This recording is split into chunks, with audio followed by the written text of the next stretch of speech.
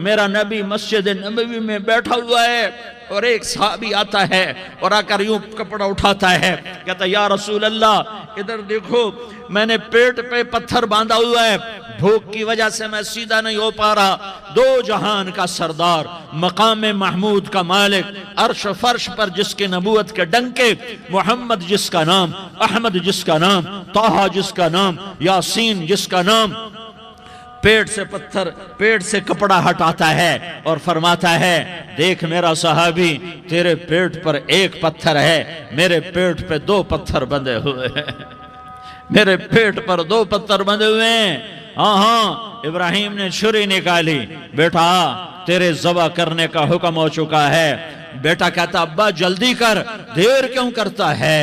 ہاں کہانی سنانی ہے لیاری والوں کو، ایسی اولاد بناؤ، ایسے باپ بنو، اللہ کے امر پر یوں قربان ہونا سیکھو۔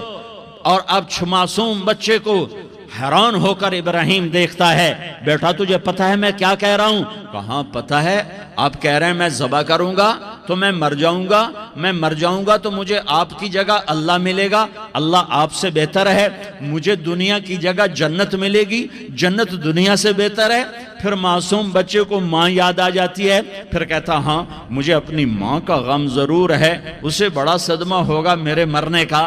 تو اپنا گریبان کھولا اور کرتا اتارا، کہا ابا میں جب مر جاؤں تو یہ کرتا سنبھال لو، یہ میری ماں کو دے دینا، یہ میری نشانی اس کے پاس رہے گی، جب کبھی میں یاد آؤں گا میرا کرتا دیکھ لیا کرے گی، اور تو اپنے کرتے میں مجھے کفن دے کر ادھر ہی دبا دینا، مجھے ادھر مکے نہ لے جانا کہ میری میت کو دیکھ کر میری ماں کو بڑا دکھ ہوگا، مجھے ادھر دبا دینا۔ ابا میرے ہاتھ باندھ دے، میرے پاؤں باندھ دے، اور لیاری والوں کو پیغام دے دو کہ اللہ پہ یوں قربان ہوا جاتا ہے۔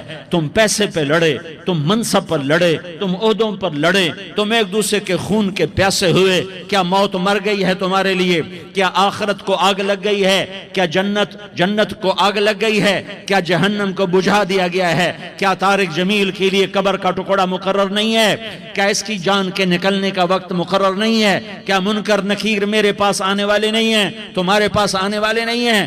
96 سال کا بوڑھا باپ بیٹے کے ہاتھ باندھ رہا ہے، کسائی کی طرح جسے بکرے کے ہاتھ پاؤں باندھتا ہے، پاؤں باندھ رہا ہے۔ پھر بیٹے نے کہا ابا مجھے الٹا لٹانا، سیدھا نہ لٹانا، کہیں تیری نظر پڑے اور تیرا ہاتھ کانپ جائے اور حکم ٹوٹ جائے، مجھے الٹا لٹا دے۔ وَتَلَّهُ لِلْجَبِينِ، الٹا لٹایا اور اپنا گوڈا ان کی کمر پہ رکھا اور ایسے ان کے سر کے بال پکڑ کر یوں سر اٹھایا، چھری کو نیچے سے گزارنے کے لیے، ایک ہاتھ میں سر کے بال، ایک ہاتھ میں چھری، گوڈا اس کی کمر پر، اور یوں آسمان کو دیکھا۔ ہائے ہائے، کائنات ہل گئی، ابراہیم کی نظر آسمانوں پر گئی، کیا فرشتوں میں ہلچل مچ گئی۔ فرشتوں کو کیا خبر کہ آگے کیا ہونے والا ہے؟